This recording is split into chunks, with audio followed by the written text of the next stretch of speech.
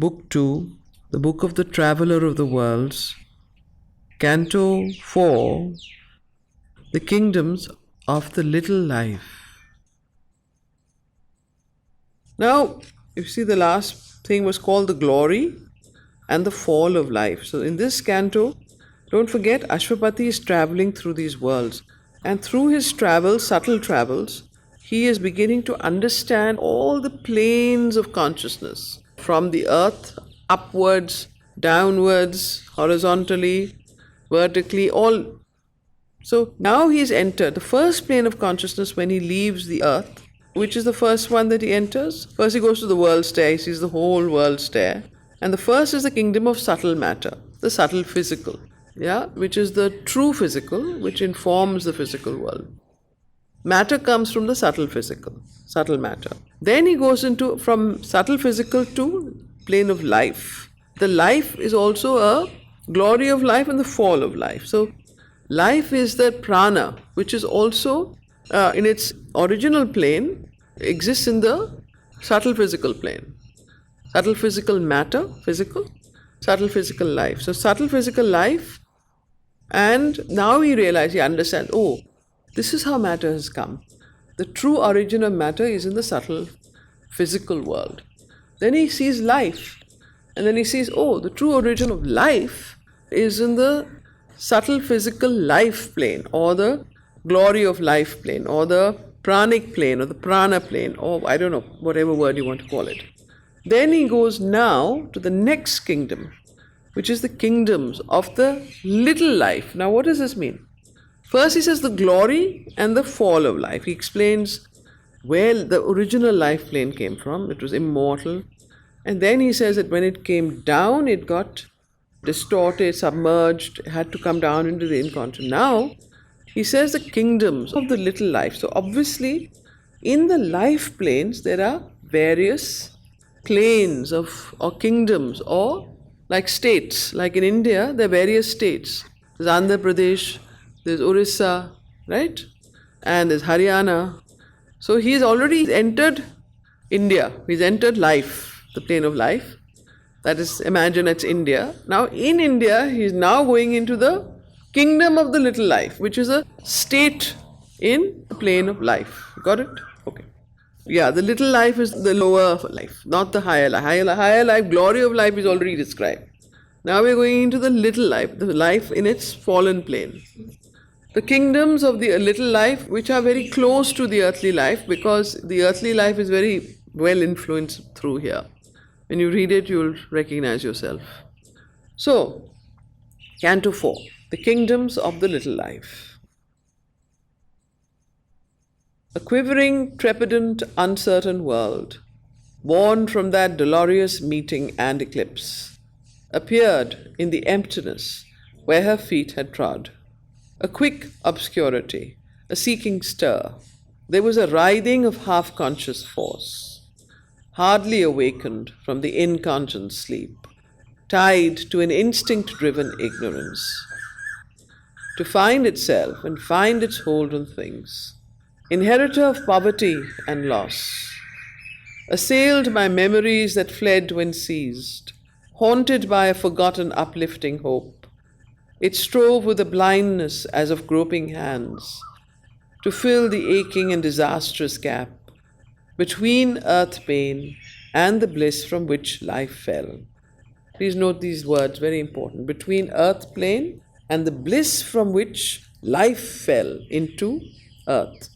So this is this intermediate kingdom or zone that is a very great influence our life on earth. So it strove with a blindness as of groping hands to fill the aching and disastrous gap between earth pain and the bliss from which life fell. A world that ever seeks for something missed, hunts for the joy that earth has failed to keep. Too near to our gates its unappeased unrest, for peace to live on the inert, solid globe. It has joined its hunger to the hunger of earth. It has given the law of craving to our lives. So law of craving comes from the kingdom of the little life. our law of craving. We feel that hunger, that craving, that dissatisfaction, always wanting more, more from life, more from relationships, more from ourselves, more from everything. So this comes from this kingdom of the little life. This is, you can see, imagine this angel of life, when it's trying to come down, it comes down to different planes. Just before it hits the earthly plane, there is a kingdom of little life, because already it's descent off. Also, it's becoming more and more unconscious. And it is under the grip of the secret will that is slowly masking it with pain, suffering, death. So, now he's describing this kingdom of the little life. There was a writhing of half conscious force, hardly awakened from the inconscious sleep, tied to an instinct driven ignorance. So, in life, in its most instinctual self, driven ignorance, life tied to ignorance, an instinct driven ignorance. This is what the kingdom of the little life is. To find itself and find its hold on things, inheritor of poverty and loss, assailed by memories that fled when seized, haunted by a forgotten, uplifting hope. It strove with the blindnesses of groping hands to fill the aching and disastrous gap between earth pain and the bliss from which life fell, a world that ever seeks for something missed, hunts for the joy that earth has failed to keep. Too near to our gates, its unappeased unrest, for peace to live on the inert, solid globe. It has joined its hunger to the hunger of earth. It has given the law of craving to our lives. It has made our spirits need a fathomless gulf. An influence entered mortal night and day. A shadow overcast the time-born race. In the troubled stream, where leaps a blind heart pulse, and the nerve beat of feeling wakes in sense, dividing matter's sleep from conscious mind, there strayed a call that knew not why it came. A power beyond earth's scope has touched the earth. The repose that might have been can be no more. The formless, yearning passions in man's heart, a cry in his blood for happier things. So, on earth, what happens is there is another power that intervenes, and that power, it does not allow a kind of a happy beatific mode. It is a power that intervenes so that man and earth become more conscious and evolution continues. So, as you know, in the higher planes of life and mind and body, in the subtle planes that Sri Aurobindo visits through Ashwapati's narrative of the traveler of the worlds, there is no evolution. Those planes are static planes. Those are prototypal planes. They are the idyllic planes from which this force or these influences touch earth. So, on earth is an evolutionary plane. Else could he roam on a free sunlit soil, with a childlike pain-forgetting mind of beasts, or live happy, unmoved like flowers and trees. The might that came upon the earth to bless has stayed on earth to suffer and aspire. So, if this power of life, which with its yearning, its aspirations, its cravings, its desire, had not touched man and earth, then man would have been like all beasts, very, very unconscious, in the moment, living in the moment, not able to go beyond childlike pain-forgetting mind of beasts. Mind of beasts, they just forget. They don't carry anything. We carry our pain, we carry our memories. They feel, and then the next moment they've forgotten it. So, with the childlike pain-forgetting mind of beasts, or live happy, unmoved like flowers and trees. So you see how trees are and flowers are, they're unmoved and live happily. If they feel something, they feel it, but they don't show it. The might that came upon the earth to bless has stayed on earth to suffer and aspire. That might that came upon the earth to bless, the life, the glory of life that came upon earth to bless, has stayed upon earth to suffer and aspire with. So you see, even this fall has also been a suffering on the plane of the original life. And these are all real gods. They are actually great powers of nature, of the divine, the power of life. So, has stayed on earth to suffer and aspire. The infant laugh that rang through time is hushed. Man's natural joy of life is overcast, and sorrow is his nurse of destiny. The animal's thoughtless joy is left behind. Care and reflection burden his daily walk. He has risen to greatness and to discontent. So, to rise to greatness, he has to also rise to discontent. He has risen to greatness and to discontent. He is awake to the invisible. Insatiate seeker, he has all to learn. He has exhausted now life's surface act. So, this insatiate seeker, that is all because of this aspiration, this restlessness, this need to learn, this discontent to be where you are. So he has risen to greatness and to discontent. He is awake to the invisible. Insatiate seeker, he has all to learn. He has exhausted now life's surface acts. His being's hidden realms remain to explore. He becomes a mind, he becomes a spirit and self. So, as you see, involved in life is mind. So he becomes a mind because of life's energy of insatiate yearning, need to learn, to desire, to crave for new things, for progress. Therefore, mind can evolve in life. So mind could not have evolved in matter directly. It had to evolve through life. So life, the plane of life, had to come down into man's consciousness for mind to evolve. While the glory of life in trees and nature and inanimate things and even beasts stays at its very primal level of self, which is a non-evolving, progressive life. But in human beings' life, because of this goddess trying to bring down this bliss into the human life, it created this need for cravings, sensations, aspiration, and effort, and progress and pain. So, pain is the goad. The animals and discontent is the goad. He has risen to greatness and to discontent. He is awake to the invisible. Insatiate seeker, he has all to learn. He has exhausted now life's surface acts. His being's hidden realms remain to explore. He becomes a mind, he becomes a spirit and self. In his fragile tenement, he grows nature's lord. In him, matter wakes from its long obscure trance. In him, earth feels the Godhead drawing near.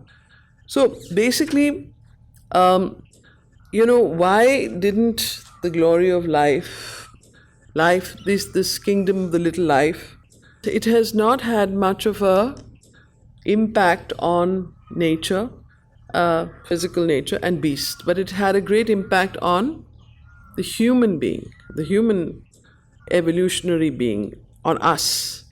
It has entered us much more than it has entered trees and plants and animals. No, the mind evolves from life. So there's no life, there's no mind. So let's put it this way, that they are at a same plane as the glory of life in its original state is. But they are not evolving.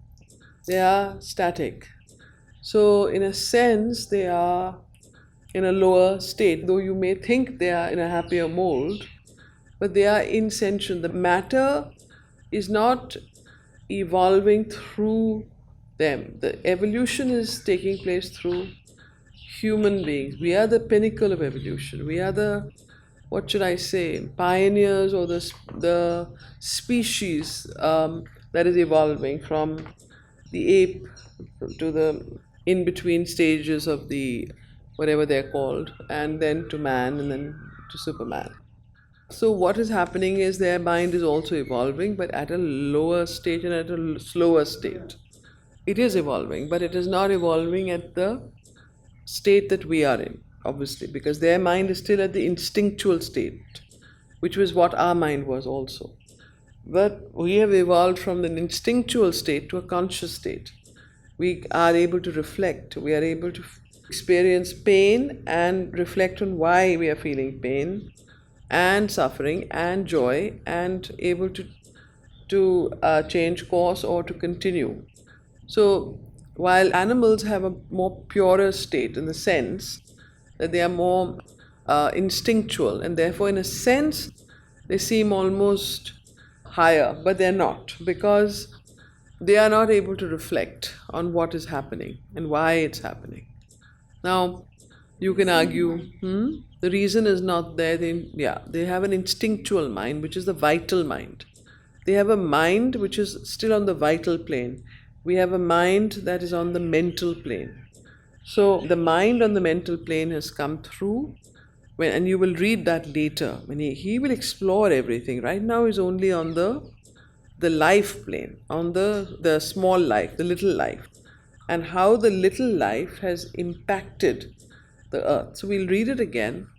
He will also go into the mind planes and how these planes are impacting the earth, and how they are operating on the human beings, how they are operating on other beings.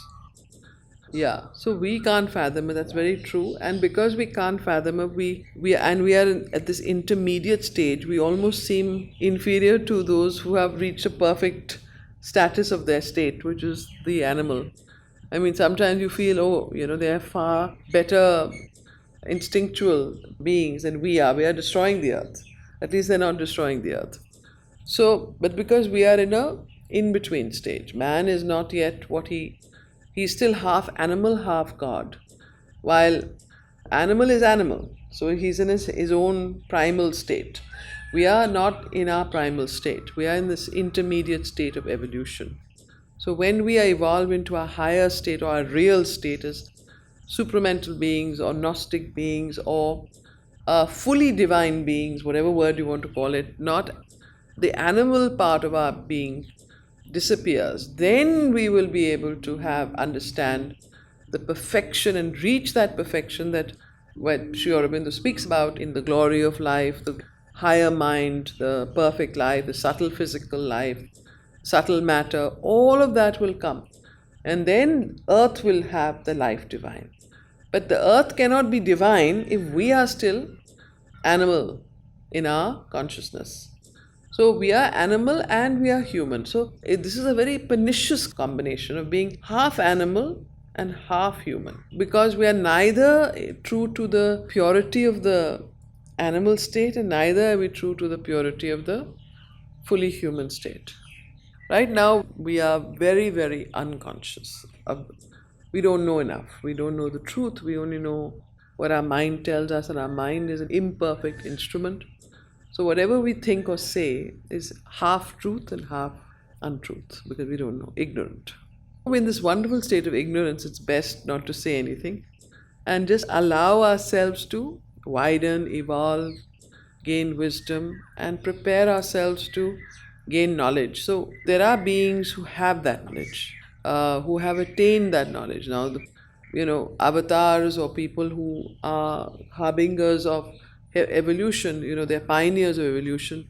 They point to that knowledge. They are it's like when you want to learn tennis, you have to go to a tennis coach. And how the better the tennis coach he is, the better you will learn and the better you will be able to perform and play tennis. So in the same way, if you want to be a perfect human being, you have to go to a seer. And to those who show that path, and there are lots of seers and people who have shown the way through a discipline, a spiritual discipline. That's what spirituality is about.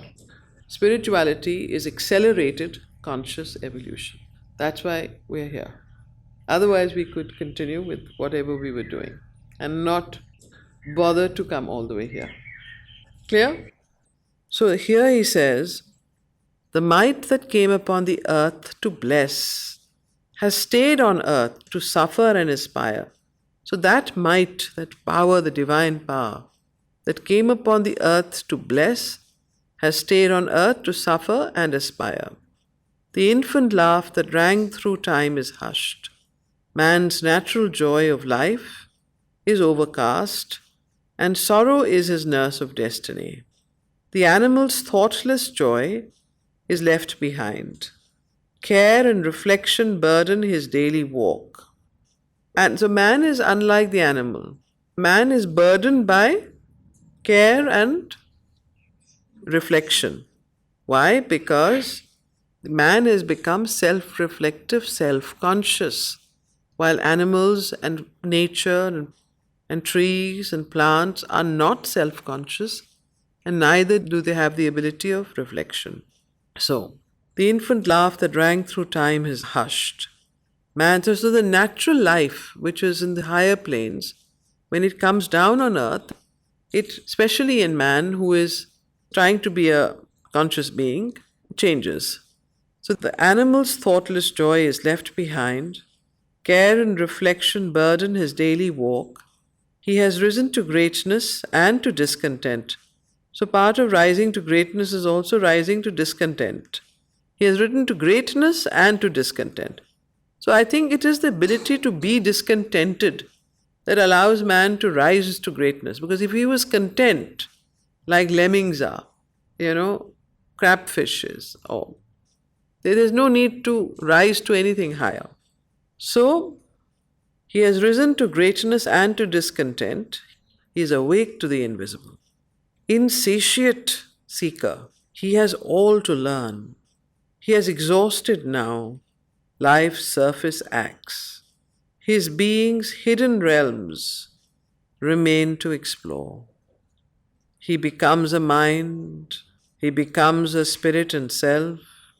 In his fragile tenement, he grows nature's lord. In him matter wakes from its long obscure trance. In him earth feels the Godhead drawing near. So it is because man is the epitome and the pinnacle of evolution right now. He becomes a mind. He becomes a spirit and self. And matter wakes from its long obscure trance in him. Earth feels the Godhead drawing near. An eyeless power that sees no more its aim. A restless, hungry energy of will. Life cast her seed in the body's indolent mold. It woke from happy torpor, a blind force, compelling it to sense and seek and feel. In the enormous labor of the void, perturbing with her dreams the vast routine and dead roll of a slumbering universe, the mighty prisoner struggled for release. So life cast her seed, a restless, hungry energy of will. Life cast her seed in the body's indolent mold. The body itself without life is indolent. What does indolent mean? Inert, yes. It woke from happy torpor, a blind force, compelling it to sense and seek and feel. In the enormous labor of the void, perturbing with her dreams the vast routine, a dead roll of a slumbering universe, the mighty prisoner struggled for release. Who is this mighty prisoner struggling for release in the dead roll of a slumbering universe? Yes, you can say life was a man. Yeah, man itself. Alive with her yearning, woke the inert cell. In the heart she kindled a fire of passion and need. So the word she is being used. So life, maybe it's the life force, because alive with her yearning woke the inert cell. In the heart she kindled a fire of passion and need. Amid the deep calm of inanimate things arose her great voice of toil and prayer and strife, a groping consciousness in a voiceless world. A guideless sense was given her for her road. Thought was withheld, and nothing now she knew, but all the unknown was hers to feel and clasp. But all the unknown was hers to feel and clasp, obeying the push of unborn things towards birth. Out of her seal of insentient life she broke. In her substance of unthinking mute soul strength that cannot utter what its depths divine awoke a blind necessity to know. The chain that bound her, she made her instrument. Instinct was hers, the chrysalis of truth, and effort and growth and striving nescience.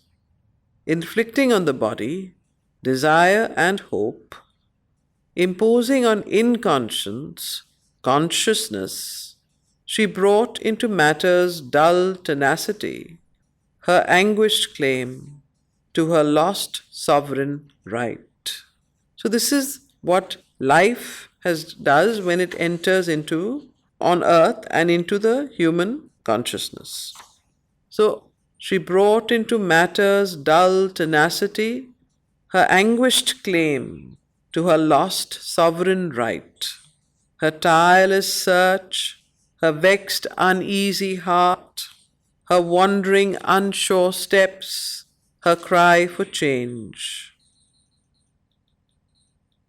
Adorer of a joy without a name, in her obscure cathedral of delight, to dim dwarf gods, she offers secret rites. Wonderful poetry. Look at the way that Sri Aurobindo has expressed a very occult and very, this is a phenomena that takes place all the time. So he says here, her wandering unsure steps, her cry for change, adorer of a joy without a name, in her obscure cathedral of delight, obscure, to dim dwarf gods, she offers secret rites.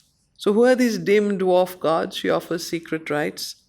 Yeah, so dim dwarf, so what are the gods of the little life? That she offers secret rites, but vain, unending is the sacrifice. The priest and ignorant mage who only makes futile mutations in the altar's plan and casts blind hopes into a powerless flame. A burden of transient gains weighs down her steps, and hardly under that load can she advance. But the hours cry to her. She travels on, passing from thought to thought, from want to want. Her greatest progress is a deepened need. Matter dissatisfies. She turns to mind. She conquers earth, her field, then claims the heavens. Insensible, breaking the work she has done, the stumbling ages over her labor pass. But still, no great transforming light came down, and no revealing rapture touched her fall. Only a glimmer sometimes splits mind's sky, justifying the ambiguous providence that makes of night a path to unknown dawns, or a dark clue to some diviner state. In nescience began her mighty task. In ignorance she pursues the unfinished work, for knowledge gropes, but meets not wisdom's face. Ascending slowly with unconscious steps, a foundling of the gods, she wanders here, like a child soul left near the gates of hell, fumbling through fog in search of paradise. So this is the action or what happens to the power of life, the great power of life, when life descends on earth and gets diminished by the negating inconscient power that spoils her full blissful descent. Then she becomes like this. So this is the action of prana, of life.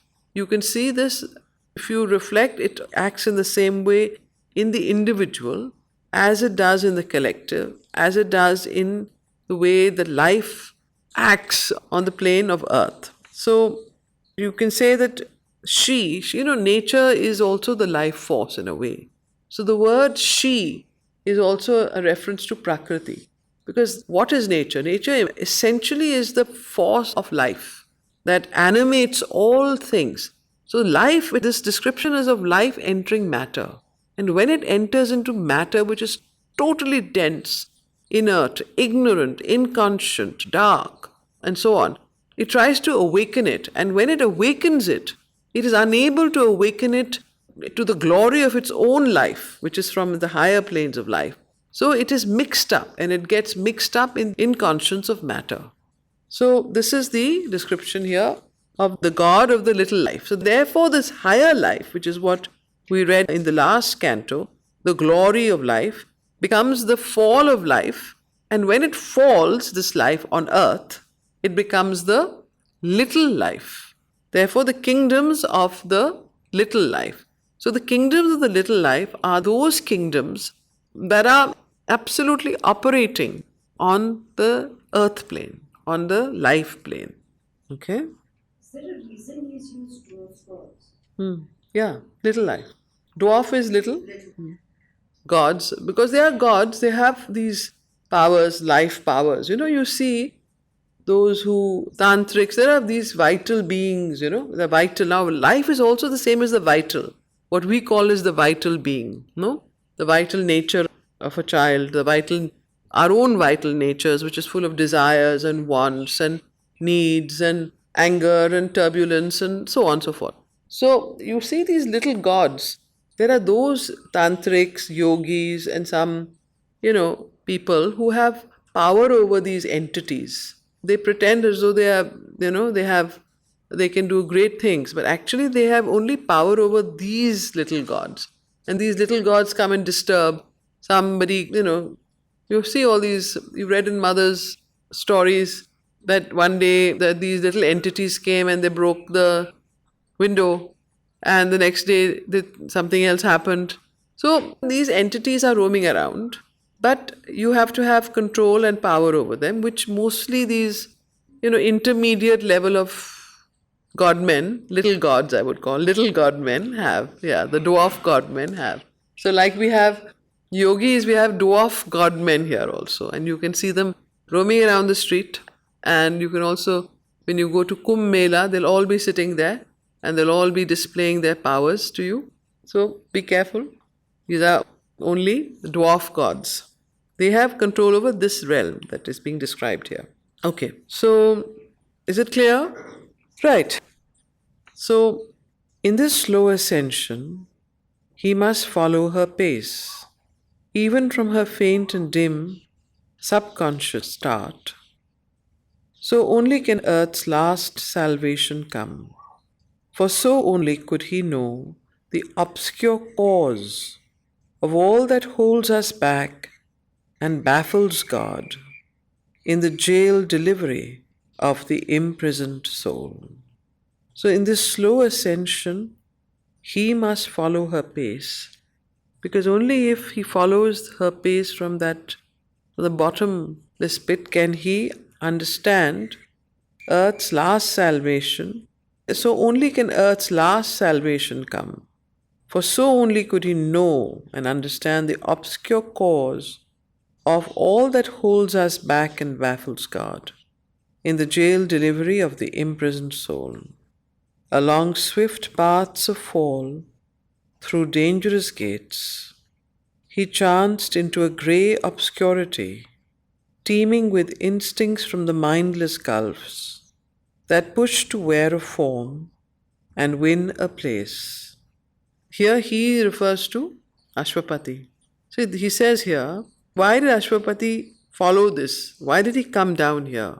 Because he said he felt that only if we could understand this secret and be able to fathom the way the life, energy, nature, prakriti, vital force works, that would give a clue how to make the earth divine. So that's why he goes down here. So life here was intimate with death and night, and ate death's food that she might breathe a while. So as you know, we are reading the kingdom of the little life. And Ashwapati is now in this kingdom, following how the smaller life, the life that is obscure, that comes from the inconscient and rises up, how that, where it comes from, what is the origin, how does it work, and he is following this path. So here he says here that he sees, he chanced, he is Ashwapati, chanced into a grey obscurity, teeming with instincts from the mindless gulfs that push to wear a form and win a place. Life here was intimate with death and night, and ate death's food that she might breathe a while. Now, very interesting. Look at this particular line, it's straight from the Vedas. Life here was intimate with death and night, and ate death's food that she might breathe a while. She was their inmate and adopted waif, accepting subconscious. In dumb darkness's reign, a sojourner, she hoped not any more. So, eating death's food is what? Life eats death's food. Life survives, eats death's food. It is only when you die can you be reborn, and life therefore feeds on death, it's saying. Death's food is when death occurs in the body or in us, the remains is what then turns back into life, goes back into matter, goes whether it becomes, it turns back, or the soul. So the death is the food for life. That's what it's saying here. You see that in the circle of life. So life here was intimate with death and night, and ate death's food that she might breathe a while. She was their inmate and adopted waif. Ask, whose child was she? She was their inmate, and adopted waif, accepting subconscious, yes, in dumb darkness's reign. Accepting subconscious in dumb darkness's reign, a sojourner, she hoped not any more. There, far away from truth and luminous thought, he saw the original seat, the separate birth of the dethroned, deformed, and suffering power.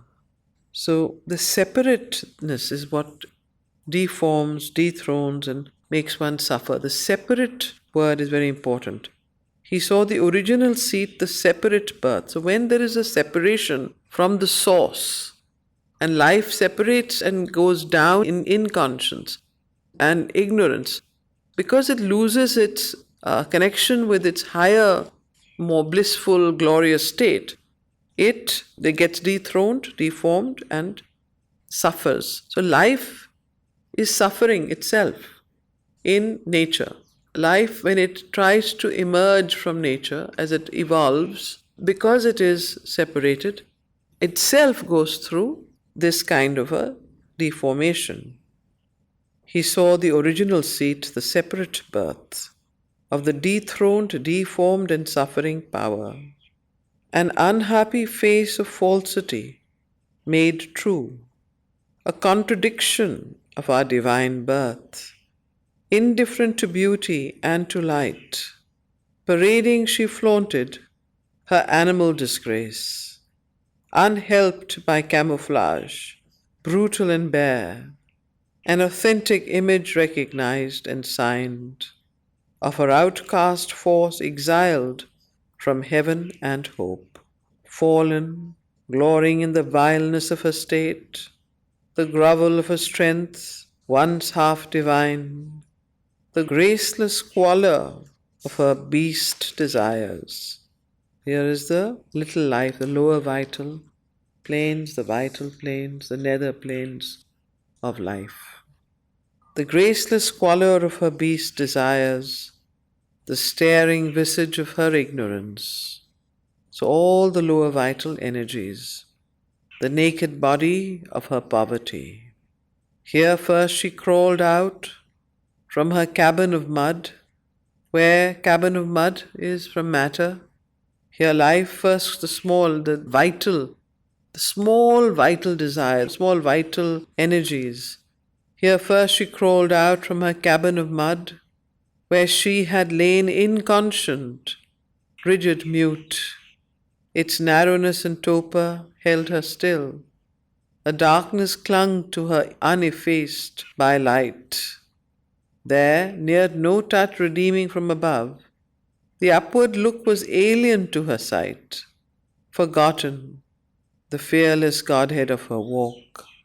Renounced was the glory and felicity, the adventure in the dangerous fields of time. Hardly she availed, wallowing, to bear and live. So, you see, when the fall of life, you see, life itself had to enter matter, to awaken matter to consciousness. Otherwise, matter would have stayed inert. And when life entered into matter, it went into the inconscient and the darkness and the ignorance of matter. And from that torpor, when it was trying to awake, it could not even recognize or come in touch or see and remember the higher plane from which it has descended down. And therefore the suffering of nature and of life, therefore what he says here is the deformation of this power took place. And then when life, therefore, it has a different appearance in each plane of its consciousness. So in its higher planes, life is seen as a very carefree, beautiful child that's pure and sunlit and happy and joyful. Life, when it goes down into matter, into the material subconscious, is seen as something that's almost drugged and torpor bound, and is full of all the lower energies, so the lower vital. So in a sense, it's also a description of the lower vital plane, from where the energies of the lower vital plane come from, as is the first description we read last canto of the higher vital planes, from which life originates from. Because don't forget, life in its original plane is in the kingdom of the higher, the glory of life, which we read last time. So in the higher planes, life knew it was the Godhead of life that reigned there. But here, in matter, inconscient, ignorant, torpid, it lay, and forgotten from its original plane of a home. It had lost the connection with its original home. There neared no touch redeeming from above. The upward look was alien to her sight, forgotten the fearless Godhead of her walk. Renounced was the glory and felicity. Renounced was the glory. So the glory of life, you remember the last canto, was renounced, and so was the felicity, the joy of life. The adventure in the dangerous fields of time, hardly she availed, wallowing to bear and live. So this was where she is right now, life. A wide, unquiet mist of seeking space, a rayless region swallowed. Again, a rayless region, swallowed in vague swaths that seemed, he uses the word vague about 1,000,000 times in Savitri. Now, vague as we use it in modern terminology is not the way that Sri Aurobindo uses it. He takes it from the Latin etymology, and he has a much deeper, wider sense and meaning of the word vague. So it's worth understanding how Sri Aurobindo uses the word vague. So if anyone's taking it out from the Latin, you can read it out. So, a rayless region swallowed in vague swaths that seemed unnamed, unbodied, and unhoused, a swaddled, visionless and formless mind asked for a body to translate its soul. Its prayer denied, it fumbled afterthought, as yet not powered to think, hardly to live. It opened into a weird and pygmy world where this unhappy magic had its source.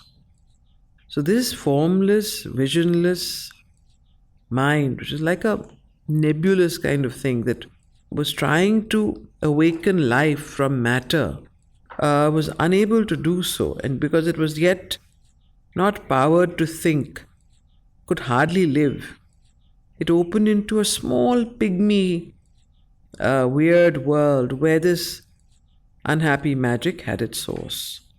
On dim confines where life and matter meet, he wandered among things half seen, half guessed. So, who wandered among these things? Ashwapati. He was wandering among the confines where both life and matter meet. He wandered among things half seen, half guessed, pursued by ungrasped beginnings and lost ends. So, in this plane where Ashwapati was wandering, there life was born but died before it could live. So, this was the plane where life was born but died before it could live.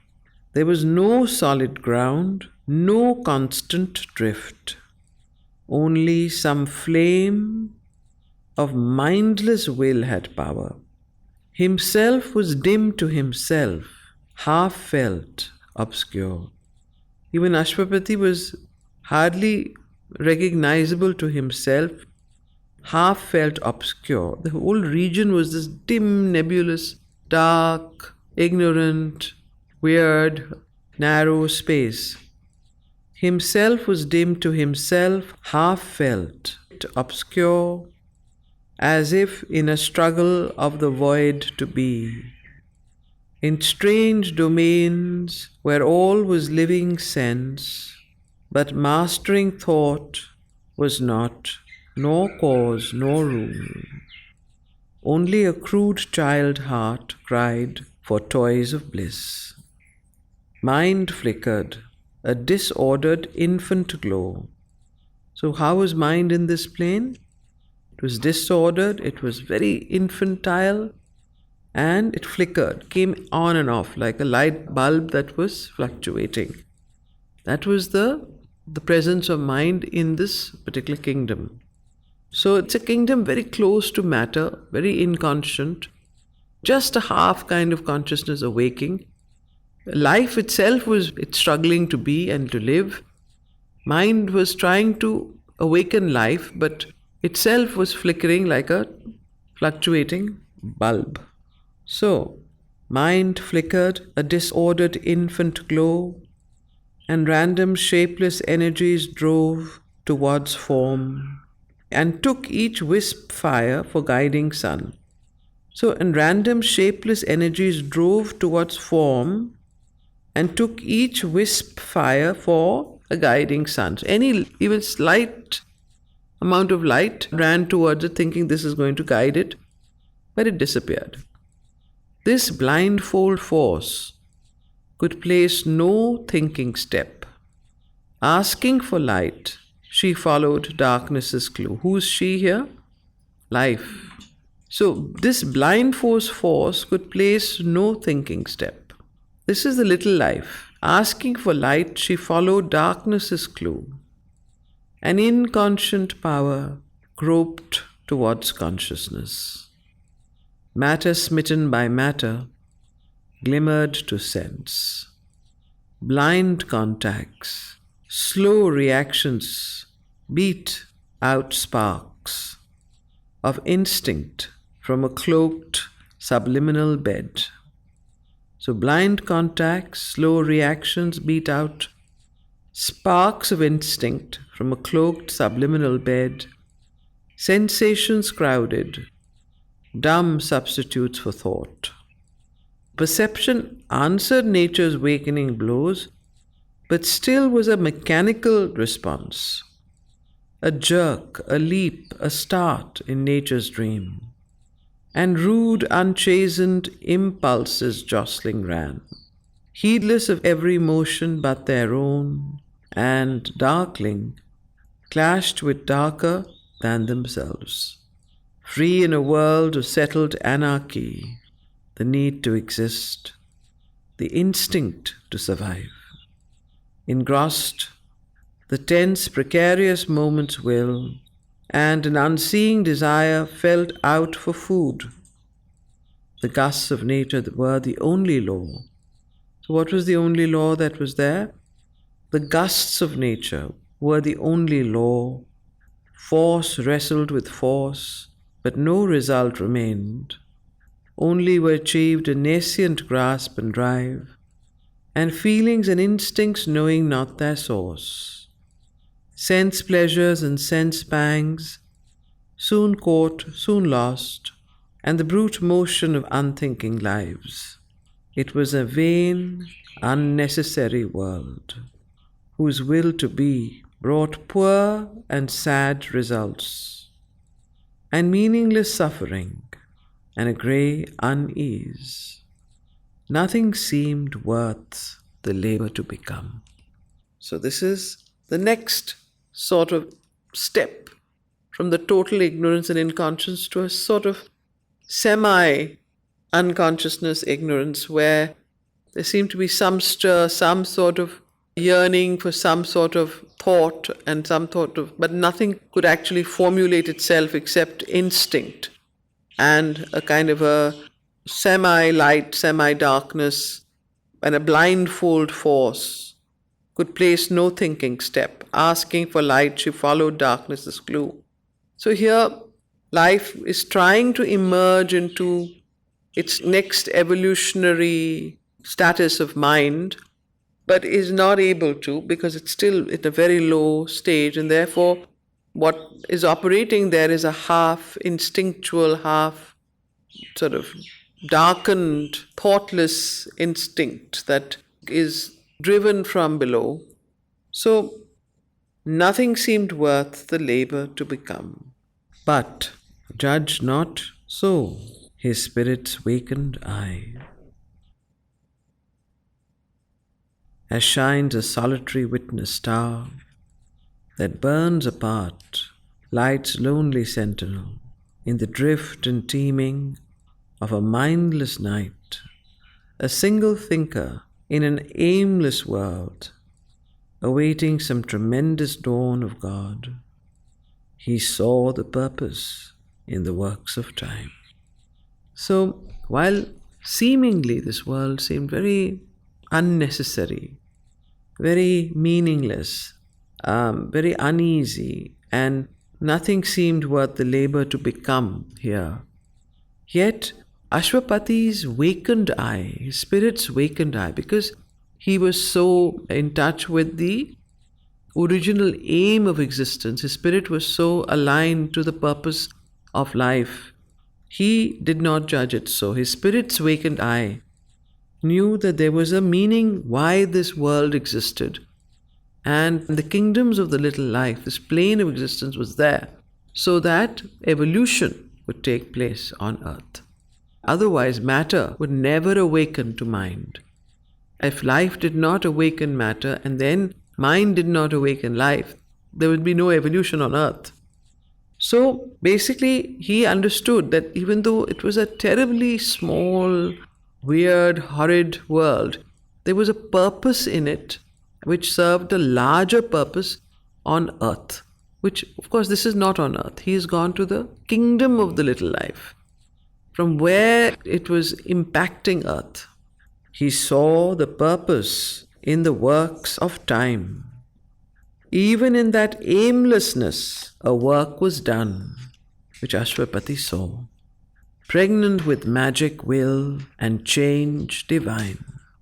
The first, and what was this work that he saw being done even in this ignorant world? The first writhings of the cosmic serpent force, uncoiled from the mystic ring of matter's trance.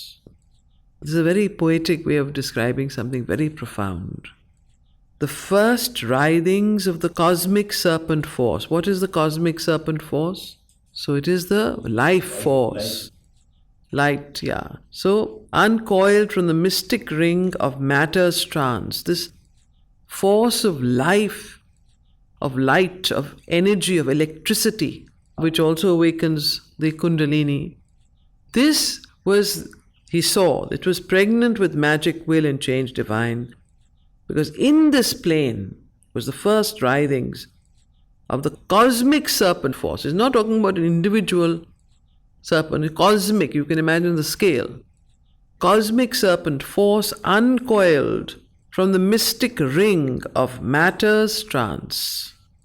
So it was the first coil, awakening of this electricity, this force, this light from matter's trance of total drowse. So it raised its head in the warm air of life. It could not cast off yet night's stiffening sleep, or wear as yet mind's wonder flecks and streaks. Put on its jeweled hood, the crown of soul, or stand erect in the blaze of spirit sun. See, it had uncoiled itself, but it could not as yet stand in the full blaze of the sun. However, it certainly had uncoiled from its mystic ring of sleep and trance. So it raised its head in the warm air of life. It could not cast off yet night of stiffening sleep, or wear as yet mind's wonder flecks and streaks. Put on its jeweled hood, the crown of soul. So what is its jeweled hood? The crown of soul. Or stand erect in the blaze of spirit sun. As yet were only seen foulness and force, the secret crawl of consciousness to light. So this is the secret crawl of consciousness to light. It was only seen that through a fertile slime of lust and battening sense, beneath the body's crust of thickened self, a tardy, fervent working in the dark, the turbid yeast of nature's passionate change, ferment of the soul's creation out of Maya. This was the ferment, like you have, what do you ferment when you make something? So this fermentation of the soul was taking place here in this. So the turbid yeast of nature. Yeast, what do you use yeast? Yeast is an agent that allows, what happens when you use yeast in food? It rises, right? So see the wonderful imagery and the words Sri Aurobindo is using here. So a tardy, fervent working in the dark, the turbid yeast of nature's passionate change, ferment of the soul's creation out of Maya. What is Maya? Slime, mud. So the fermentation of the soul from the mud to the yeast, the agent that allows that fermentation, the yeast of nature's passionate change. The wonderful imagery of your next cooking class. So, the turbid yeast of nature's passionate change, ferment of the soul's creation out of Maya. But this creation is the soul's creation out of mud and matter. A heavenly process donned this grey disguise. So a heavenly process donned this grey disguise. Note the word disguise. A fallen ignorance in its covert night labored to achieve its dumb, unseemly work, a camouflage of the inconscious need to release the glory of God in nature's mud. So this is what Ashwapathi's soul sees, his spirit sees this. Otherwise, the outer eyes of anybody would say this is a terrible world. What is the use of it? Has no purpose. Yet he sees this, that this is what is actually happening here. So a camouflage of the inconscious need to release the glory of God in nature's mud. His sight spiritual in embodying orbs could pierce through the grey phosphorescent haze and scan the secrets of the shifting flux that animates these mute and solid cells and leads the thought and longing of the flesh and the keen lust and hunger of its will. This too he tracked along its hidden stream and traced its acts to a miraculous fount A mystic presence none can probe nor rule, creator of this game of ray and shade, in this sweet and bitter paradoxical life, asks from the body the soul's intimacies, and by the swift vibration of a nerve, links its mechanic throbs to light and love. So, in a way, this is also describing and is a good way of understanding why the little life exists on earth. This plane of consciousness that Ashwapati is exploring has its full play on earth. You can see those that are motivated by these kinds of passions. But yet there is a meaning and a purpose behind it. That is what Ashwapati has gleaned. So this too he tracked along its hidden stream and traced its acts to a miraculous fount, a mystic presence none can probe nor rule. So what is this miraculous fount? When he tracked these lusts and hungers and longings of the flesh and so on, he went back to and traced it to its miraculous home, found his home. And there he saw a mystic presence none can probe nor rule, creator of this game of ray and shade. Ray and shade is light and shade, darkness and light. So this creator of this game of ray and shade, in this sweet and bitter paradoxical life, asks from the body the soul's intimacies, and by the swift vibration of a nerve, links its mechanic throbs to light and love.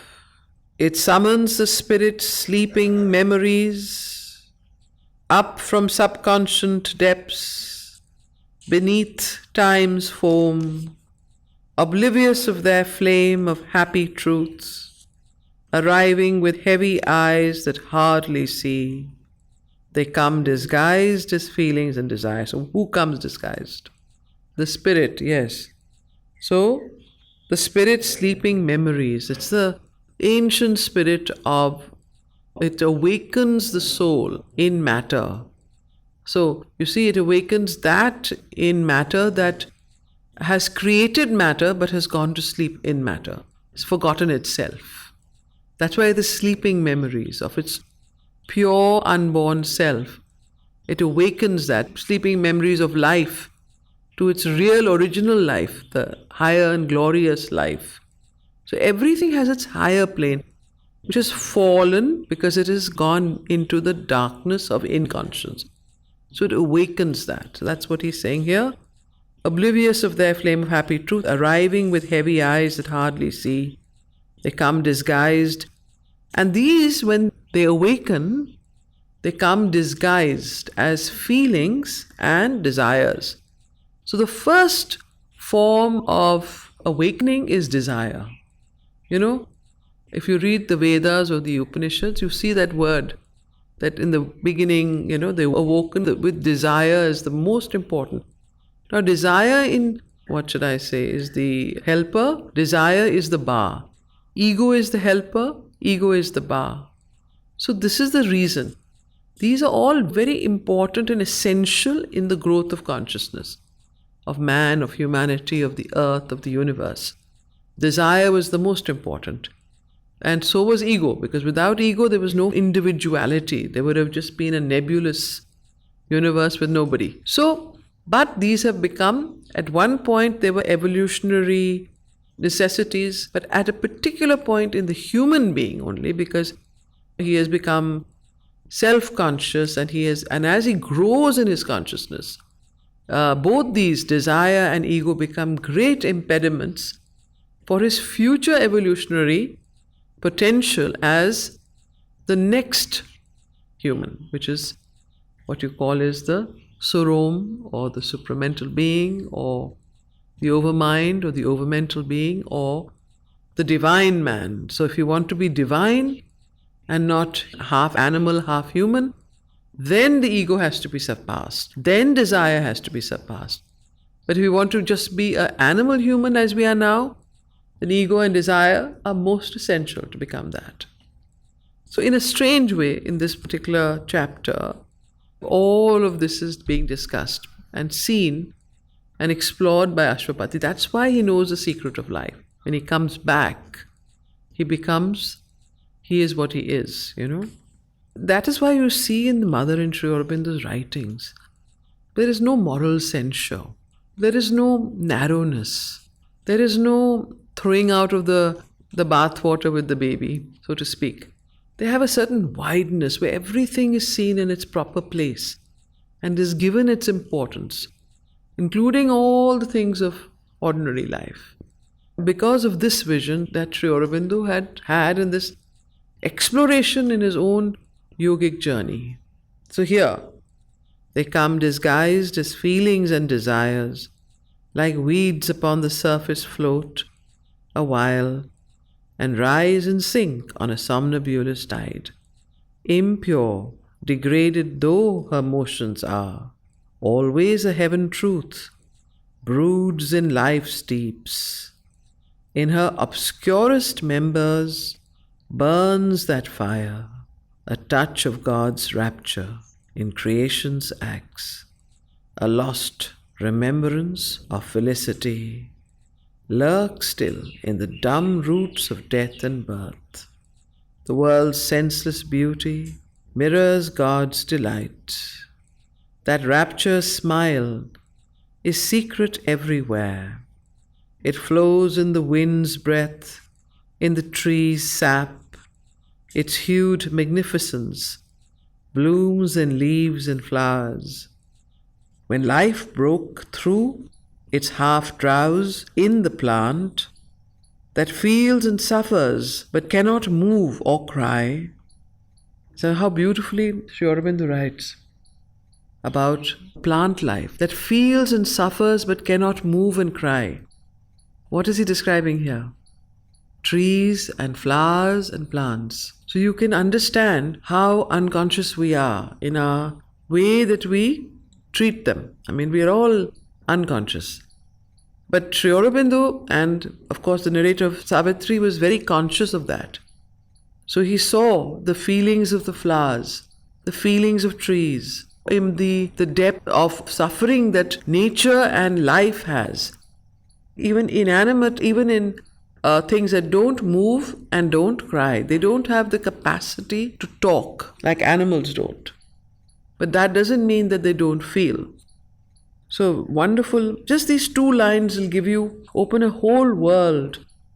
And the more and more sensitive you become, the more you will feel this. And I'm sure all of us have had experiences. Sri Aurobindo was so sensitive, so even so alive to everything that, sometimes in his room a cat or the dog would sit in his chair. Now it's very normal to, like I did, to brush off the dog or the cat and say, now you get off and now it's my chair. Guess what Sri Aurobindo did? It wasn't his cat or dog. And his attendants would quickly come to try and remove the cat or the dog, and he would say, no, let it sit. I will wait. He would stand there or sit somewhere else. He would not move the cat or the dog. He said, no, let it sit. When it's ready to go, I will sit down. Now you see how Sri Aurobindo's consciousness was. That in the smallest things, he would be so sensitive. I suppose he figured out something that the cat was doing while sitting there or whatever it was. In the same way, the mother, the way she used to go to the gardens, to the plants, to the trees, to the vegetables, she would ask them that, are you ready for me to pluck, to eat? Are you ready to give yourself? If the plant or the flower said no, or the vegetable said no, she would not allow anyone to pluck it. Now, where do we have that consciousness? But it's good to know these things because you can begin to become sensitive then to these kinds of experiences.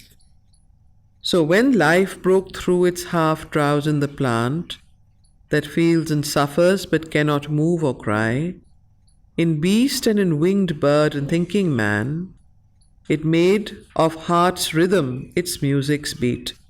So who is it? Life, nature, yeah? Life made of the heart's rhythm its music's beat. It forced the unconscious tissues to awake. It is what? It is life, the life force, prana, prakriti, the evolutionary force of life. It forced the unconscious tissues to awake and ask for happiness and earn the pang. The pang is and thrill with pleasure and laughter of brief delight, and quiver with pain and crave for ecstasy. So, if this life was not there, if it did not awaken this, we would be inert. We would not have any of these, this awakening, this need, this craving for delight. Be like lemmings. Have you seen lemmings or zombies? Yeah, like lotus eaters. So basically, this is a way of explaining what is the evolutionary need for the life force. So this is a very dense canto. So I'm going slow on it. I think we'll have to read it again to deeply understand it each time. Okay. The world's senseless beauty mirrors God's delight. That rapturous smile is secret everywhere. It flows in the wind's breath, in the tree's sap. Its hued magnificence blooms in leaves and flowers. When life broke through, its half drowse in the plant that feels and suffers but cannot move or cry. In beast and in winged bird and thinking man, it made of the heart's rhythm its music's beat. Now this is interesting.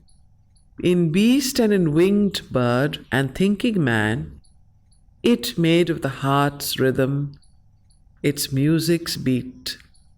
It forced the unconscious tissues to awake and ask for happiness and earn the pang and thrill with pleasure and laughter of brief delight and quiver with pain and crave for ecstasy.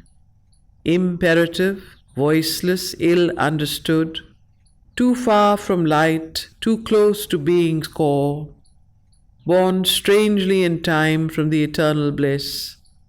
It presses on heart's core and vibrant nerve. Its sharp self-seeking tears our consciousness. Okay? So life force does that. So imperative, voiceless, ill understood is the life force, the pranic shakti, the prana, the animate, the vital force of life, the vital being. It is imperative, it is voiceless, and it is most ill understood. Too far, because why? Because it is too far from light and yet too close to being's core. Born strangely in time from the eternal bliss, because life and light and the vital also has come from the eternal bliss. It is the aspect of Chit, Sat Chidanand, right? So the life force is the Chit Shakti, just to understand it in Sanskrit words, because you can't explain it in English words. So, born strangely in time from the eternal bliss, it presses on heart's core and vibrant nerve. Its sharp self-seeking tears our consciousness. Our pain and pleasure have their sting for cause, instinct with it, but blind to its true joy. The soul's desire leaps out towards passing things. All nature's longing, drive none can resist, come surging through the blood and quickened sense. An ecstasy of the infinite is her cause. It turns in us to finite loves and lusts, the will to conquer and have, to seize and to keep, to enlarge life's room and scope and pleasure's range, to battle and overcome and make one's own, the hope to mix one's joys with others' joys, a yearning to possess and be possessed, to enjoy and be enjoyed, to feel, to live. Here was its early brief attempt to be, its rapid end of momentary delight, whose stamp of failure haunts all ignorant life, inflicting still its habit on the cells, the phantom of a dark and evil start, coast-like pursues all that we dream and do. Although on earth our firm established lives, a working of habit or a sense of law, a steady repetition in the flux, yet are its roots of will ever the same. These passions are the stuff of which we are made. This was the first cry of the awaking world. So the first cry was desire, the attempt to live, to love, to enjoy, to possess, but all in its ignorant, its stamp of failure haunting all ignorant life, the habit of the self, inflicting habit on the selves, and so on. So this was the first cry of the awaking world. It clings around us still. So this first cry still continues to cling around us. It doesn't actually leave us until we become super conscient in our consciousness. Until our consciousness changes, as long as our consciousness is still tethered to the unconsciousness, to the inconscient, to the ignorance, this first cry of the little life, the vital life, does not leave us. We are still bound and imprisoned by these laws and habits. So, although on earth our firm established lives, a working of habit or a sense of law, a steady repetition in the flux, yet are its roots of will ever the same. These passions are the stuff of which we are made. This was the first cry of the awaking world. It clings around us still and clamps the God like a clamp. It clamps the godlike elements in us. This vital nature, this vital life, this lower vital or the vital proper, both. He's just referring to, you want to use Sri Aurobindo's language. This clamps the godlike, clamps the God in us. It does not allow the divine nature to emerge. Unless all this is transformed and brought to its higher life, to the higher vital, to the superconscient or to the conscience. Unless consciousness becomes, or the lower consciousness becomes more and more conscious, self-aware, and its roots of ignorance are uprooted. The ego is uprooted, desire is uprooted. All these old habits of the vital nature are uprooted. Until that happens, we are clamped to this life, this lower life, this little life. That is why the kingdoms of the little life keep having their hold, because the kingdoms of the little life are where? In it's a subtle plane of consciousness which impacts our physical plane of consciousness, which is the vital life in human beings, animals, plants, and nature. Okay. These passions are the stuff of which we are made. This was the first cry of the awaking world. It clings around us still and clamps the God. Even when reason is born and soul takes form, in beast and reptile and in thinking man, it lasts and is the fount of all their life. Very important. Even when reason is born and soul takes form, in all beings, and it continues to clamp it, to last. It lasts and is the fount of all their life. In beast, reptile, and in thinking man, it lasts and is the fountainhead of all their life. This too was needed. But however, see Sri Aurobindo's wisdom and how Ashwapati understands. He says, he understands, but this is needed. This is needed for evolutionary nature to evolve, nature to evolve and to grow conscious. This too is needed.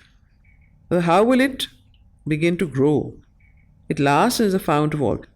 This too was needed, that breath and living might be, because if the little life had not awakened matter, how would life come on earth? How would life be? There'd only be dead matter, inconscient, asleep. To awaken matter, the life had to come down from its higher fount of the higher vital, higher life to the lower life to awaken matter. This is involution had to take place so that evolution could take place. Okay? So it's clear? I don't have to dwell anymore on this. This too was needed that breath and living might be. The spirit in a finite, ignorant world must rescue so its prisoned consciousness, forced out in little jets at quivering points from the inconscious sealed infinitude. Then slowly, this prisoned consciousness, the spirit that is in the finite world, rescues its prisoned consciousness, forcing it out in little jets and quivering points from the inconscious sealed infinitude. Then slowly it gathers mass, looks up at light. This nature lives tied to her origin. A clutch of nether force is on her still. Out of unconscious depths, her instincts leap. Whose instincts? Nature, Prakriti. Out of unconscious depths, her instincts leap. Because nature is still tied to her origin of inconscience, of the clutch of nether force is on her still. Out of unconscious depths, her instincts leap. A neighbor is her life to insentient naught. Under this law, an ignorant world was made. So it was under this law of involution, of life into matter, awakening matter and bringing it to some sort of first type of consciousness, that the world, under this law, an ignorant world was made. In the enigma of the darkened vasts, in the passion and self-loss of the infinite, when all was plunged in the negating void, non-being's night could never have been saved. If being had not plunged into the dark, carrying with it its triple mystic cross. So very important. The whole theory of evolution is here put forward. In the enigma of the darkened vasts, in the passion and self-loss of the infinite, the loss of the infinite, because when the infinite has to come down into matter, it loses itself. When all was plunged in the negating void, the shunya, absolute inconscience, negating void, non-being's night could never have been saved. If being had not plunged into the dark, when life had not been plunged into the dark, carrying with it its triple mystic cross. What is its triple mystic cross you think it's referring to? Invoking in world time the timeless truth. Carrying with it its triple mystic cross. Could be life, mind and things such as higher thing, and so the lowers would be this. But it would be all the involutionary elements of the mental, vital, physical consciousness, which has to rise back, but actually comes from Sat Chit Ananda, which comes down when it comes into matter, becomes life, the vital, physical and mental. So, if being had not plunged into the dark, carrying with it its mystic cross, invoking in world time the timeless truth, bliss changed to sorrow, Sat chained to sorrow, knowledge made ignorant, God's force, Chit, turned into a child's helplessness, can bring down heaven by their sacrifice. So it was the sacrifice of the divine, of the infinite mother, that is brought down through the sacrifice. The whole of creation therefore could be there. Otherwise there would be no creation, there would be no life, there would be no consciousness, there would be no force, there would be no bliss and so on, right? So invoking in world time the timeless truth, bliss changed to sorrow, knowledge made ignorant, God's force turned into a child's helplessness, can bring down heaven by their sacrifice. A contradiction founds the base of life. The eternal, the divine reality has faced itself with its own contraries. Being became the void and conscious force. Nescience and walk of a blind energy, and ecstasy, bliss, took the figure of world pain. So this is the contradiction that founds the base of life. This contradiction of the highest coming down, and because of its coming down into the darkness and inconscient, losing itself in that, and bliss turning to pain, chit force turning to tamas and helplessness, and knowledge turning to ignorance. Okay? So a contradiction founds the base of life. The eternal, the divine reality has faced itself with its own contraries. Being became the void and conscious force. Sat, being is Sat, became the void and conscious force, nescience and walk of a blind energy, and ecstasy took the figure of world pain. In a mysterious dispensation's law, a wisdom that prepares its far-off ends, planned so to start a slow aeonic game. A blindfold search and wrestle and fumbling clasp of a half-seen nature and a hidden soul. A game of hide and seek in twilit rooms, a play of love and hate and fear and hope continues in the nursery of mind, its hard and heavy romp of self-born twins. At last the struggling energy can emerge and meet the voiceless beings in wider fields. Then can they see and speak, and breast to breast, in a larger consciousness, a clearer light, the two embrace and strive, and each know each, regarding closer now the playmate's face. What is he referring to? The two embrace and strive, and each know each, regarding closer now the playmate's face. At last the struggling energy can emerge and meet the voiceless being in wider fields. Then can they see and speak in breast to breast in a larger consciousness, a clearer light. The two, which two? The struggling energy and the voiceless being. So the energy, so the struggling energy, so there is and the voiceless being that is above in Sat. Voiceless being refers to Sat. What does struggling energy refer to? To the energy that has come down, the Chit Shakti that has come down into the matter and is struggling to emerge. So both these then try and meet at some point where they can.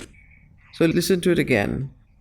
A wisdom that prepares its far-off ends, planned so to start her slow aeonic game. It's a slow aeonic game. A blindfold search and wrestle and fumbling clasp of a half-seen nature and a hidden soul. So this is the wrestle, fumbling class and blindfold, hide and seek between half-seen nature, unconscious nature, and a hidden soul, which is embedded in nature. Okay? A game of hide and seek in twilit rooms, a play of love and hate and fear and hope, continues in the nursery of mind, its hard and heavy romp of self-born twins. Both are self-born twins. What are the two self-born twins here? Yes. At last the struggling energy can emerge and meet the voiceless being in wider fields.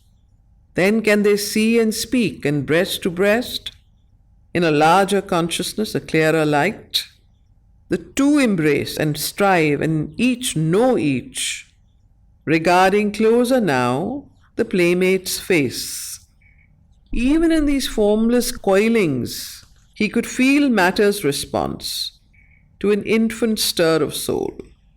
In nature he saw the mighty spirit concealed, which is something that most people can't see. In nature he saw the mighty spirit concealed, So, this is how the inner sight and inner wisdom of Ashwapati. In nature, he saw the mighty spirit concealed, watched the weak birth of a tremendous force, the weak birth, pursued the riddle of Godhead's tentative pace, heard the faint rhythms of a great unborn muse. Heard the faint rhythms of a great unborn muse. So the unborn muse is a reference to what? The divine embedded in matter, the hidden soul, divine presence, whatever you want to call it. Unborn muse. Beautiful poetry. It's written in the way. You know what a muse is? What is a muse? Muse is the What is the definition of a muse? Unborn. love of vision. It's a Greek and Roman Yeah. kind of a mythology. The difference is that it is a collection of 9 goddesses who preside over art and music. Goddesses of art and music. Art and music. Basically, a muse is something that you get inspired Yeah, by. inspiration. Yeah, it's something that's a hidden secret, but yet is very mysterious and mystical. It's a capital Unborn. M muse. Yeah, muse. So the capital M is original source of all inspiration and light and knowledge. That muse, unborn muse, which is the presence, the divine presence.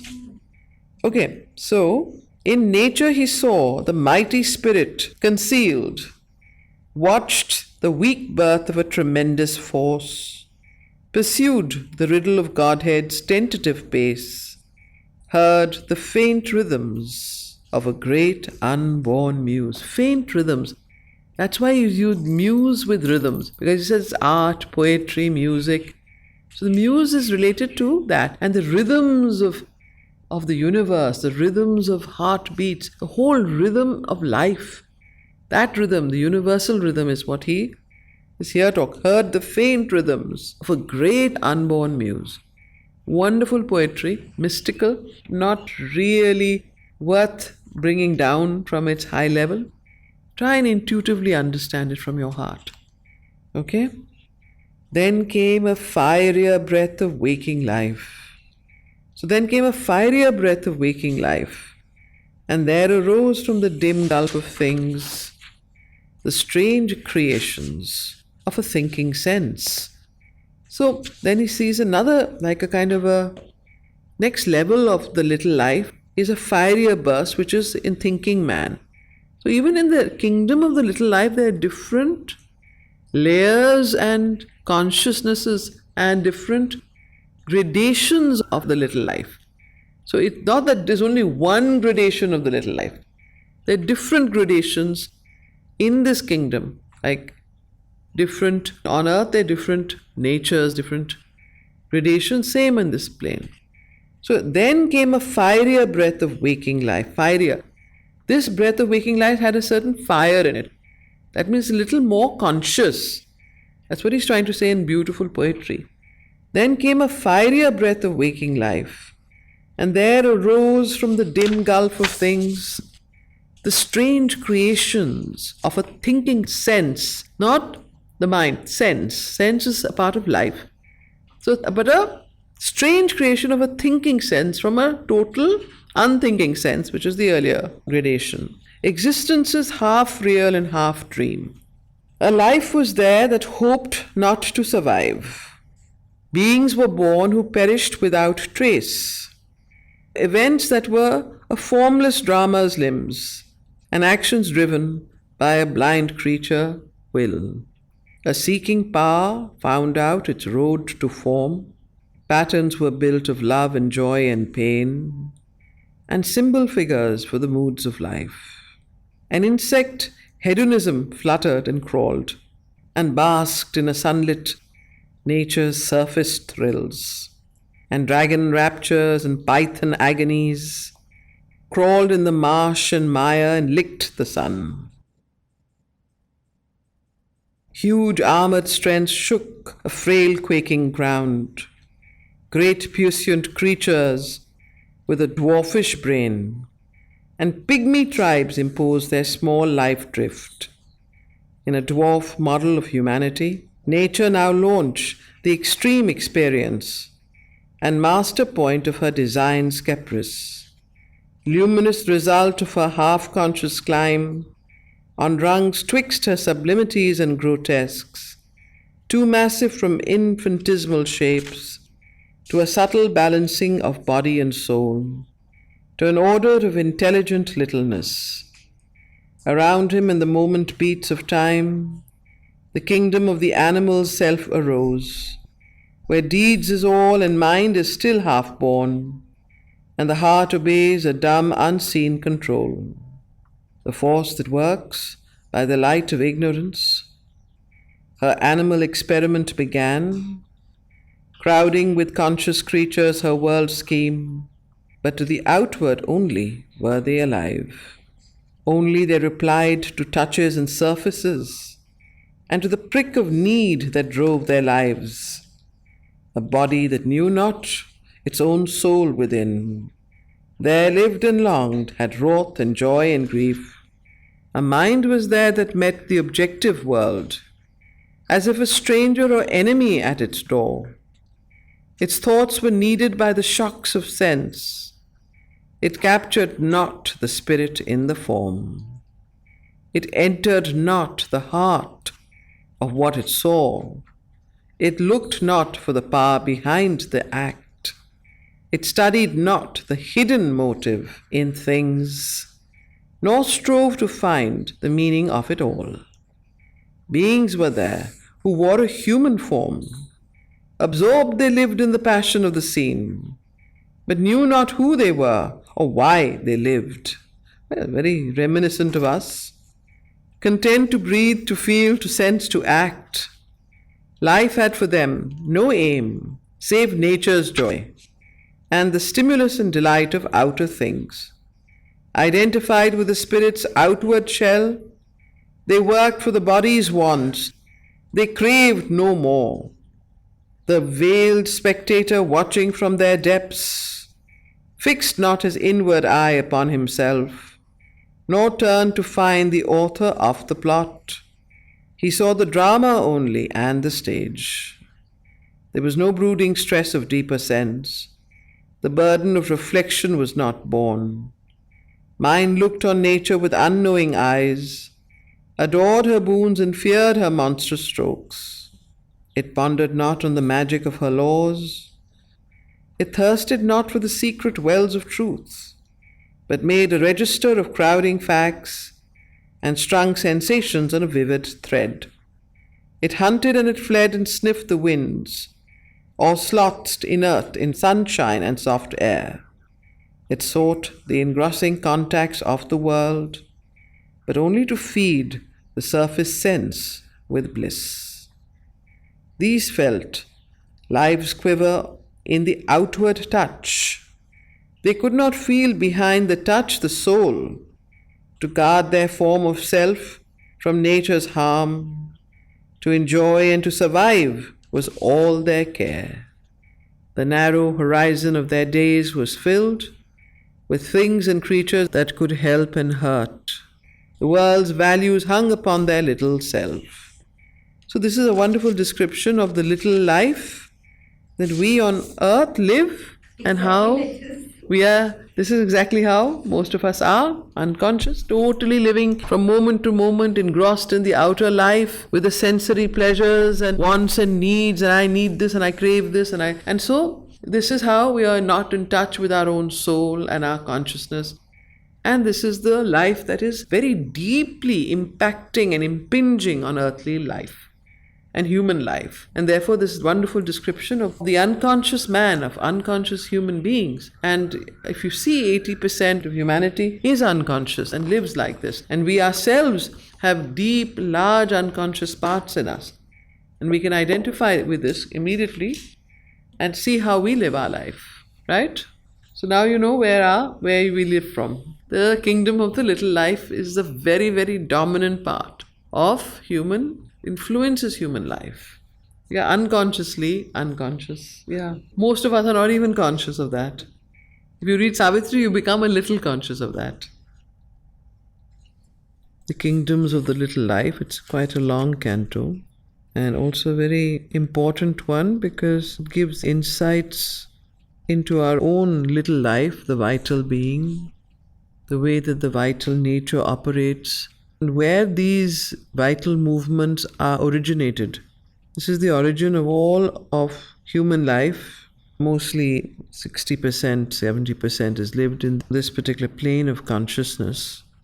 Only those who are conscious of themselves and consciously pursuing a higher path can rise above this, and that also only through a process, not just by thinking about it, but by practicing.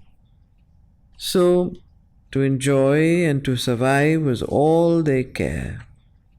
So, enjoyment and survival and living day to day, what we call is roti, kapra, and makan, is what the most people who are influenced by this plane of consciousness live their life like that. So, these felt lives quiver in the outward touch. They could not feel behind the touch the soul. To guard their form of self from nature's harm, to enjoy and to survive was all they care. So self-preservation, self-protection, self-aggrandizement, this is what this particular plane of consciousness influences. The narrow horizon of their days was filled with things and creatures that could help and hurt. The world's values hung upon their little self, isolated, cramped in the vast unknown. To save their small lives from surrounding death, they made a tiny circle of defense against the siege of the huge universe. They preyed upon the world and were its prey, but never dreamed to conquer and be free. So this tiny circle of defense is what we all create around us. So our own mechanisms for life and against the huge siege of the huge universe. They preyed upon the world and were its prey, but never dreamed to conquer and be free. So conquer what and be free of what? Obeying the world power's hints and firm taboos, a scanty part they drew from her rich store. There was no conscious code and no life plan. So this is very important. A kind of a instinctual living, almost animal-like. No plan of life, no aim of life, no conscious code, living from moment to moment, day to day, planning only up to as little as far as possible. Obeying the world power's hints and firm taboos, going according to established norms. Scanty part they drew from her rich store. There was no conscious code and no life plan. The patterns of thinking of a little group fixed a traditional behavior's law. So you see in the collective how our life is patterned. We are following the group law, the family law, fixed traditional behavior's law. There are fixed patterns of behavior, fixed laws that we follow. And we all go in the same circle, the same groove, like a record player. Each life, each family, each generation is like a same. If you look back, you'll see that the grooves are not too many and it's going around and round in the same circle. So this is how the little life impacts our human collective life and our human individual life. So, ignorant of soul, save as a wraith within. So what is a soul? A wraith within, what does that mean? W-R-A-I-T-H. What is a wraith? Anyone? Yeah, almost like an invisible creature, invisible host. Ignorant of soul, save as a wraith within, tied to a mechanism of unchanging lives, and to a dull usual sense and feelings beat, they turned in grooves of animal desire. When we are reading this, try and reflect upon your own life. See how far you yourselves are and we ourselves are governed by this little life. The more you become conscious of how you are governed by this plane of consciousness, the more you will be able to rise out of this consciousness and try and lead a deeper and higher life. So what is the purpose of reading Savitri?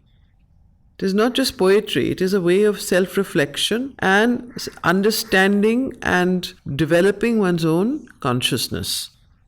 So, when you read this, reflect on yourself, and then it gives you some wisdom, gives you some ways of going forward. Ignorant of soul, save as a wraith within, tied to a mechanism of unchanging lives, and to a dull usual sense, and feelings beat, they turned in grooves of animal desire. In walls of stone, fenced round, they worked and warred, did by a banded selfishness a small good. So did by a banded selfishness a small good, or wrought a dreadful wrong and cruel pain on sentient lives, and thought they did no ill. So, we talked about that earlier. We are so unconscious that we are cruelly, killing, paining all sentient lives, birds, animals, plants, the whole of nature. We are using and we don't even think that we are doing anything wrong. The thing is that we are so ignorant of it. So this is a wonderful description of how our life is how the little life governs our collective life and our individual life. We don't realize what we are doing. Ardent from the sack of happy, peaceful homes, and gorged with slaughter, plunder, rape, and fire, they made of human selves their helpless prey. A drove of captives led to lifelong woe, or torture, a spectacle made an holiday. Mocking or thrilled by their torn victims' pangs, admiring themselves as titans and as gods, proudly they sang their high and glorious deeds, and praised their victory and their splendid force. An animal in the instinctive herd, pushed by life impulses, forced by common needs. Each, in his own kind, saw his ego's glass. All served the aim and action of the pack. Those like himself, by blood or custom kin, to him were parts of his life, his adjunct selves, his personal nebulas, constituent stars, satellite companions of his solar eye. A master of his life's environment, a leader of a huddled human mass, herding for safety on a dangerous earth, he gathered them round him as if minor powers to make a common front against the world, or weaken soul on an indifferent earth as a fortress for his undefended heart, or else to heal his body's loneliness.